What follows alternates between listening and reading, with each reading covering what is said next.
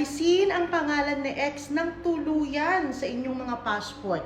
Ayusin yung mga documents ninyo para mawalan na ng karapatan si X sa mga bibilhin ninyong mga properties.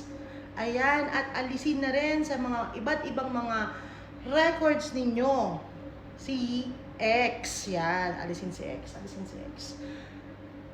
Yes, possible po yan na gawin sa legal na paraan.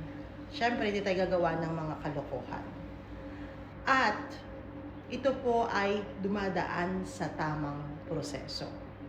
Hindi tayo gagawa ng kalokohan. Ngayon, ang kailangan nyo pong tandaan ay meron tayong mga consultation dito. Bayad po yung consultation, hindi po libre. Tuwing Monday, 6 p.m. to 8 p.m. group, marami.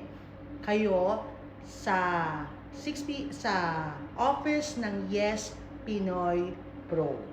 Face to face. Tuesday, online para sa mga nasa iba't ibang sulok ng mundo at nais malaman ang prosesong ito, ay maaari kayong magpabook online. At kung sakali naman hindi kayo komportable sa group sessions related dito, ay maaari naman kayong magpabook ng private consultations. And bibigyan namin kayo ng oras. Ang office po namin ay located dito sa Alquijada, Green Lane, Exit 2. Almost tabi lang talaga siya ng metro, kaya hindi kayo maiinitan. Next, kung sakali man ay sabihin, baka scam ito, hindi totoo ito, please look for us with the Yes, buo ha, Yes Pinoy Pro. Dapat buo ang hanapin ninyo sa Google. We have 5-star review dyan sa Google. Pwede nyo rin kaming hanapin sa TikTok, sa Facebook, sa Twitter, sa Thread, sa Red Note, at marami pang iba. Nandun na kaming lahat. Nilalabas namin ang mga same na videos nito.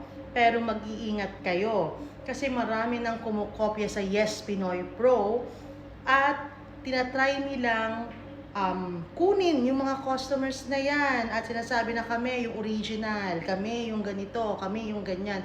Huwag kayong maniwala. Kaya lagi ko sinasabi na marami nang gumagaya sa amin at ginagamit pa ang pangalan namin.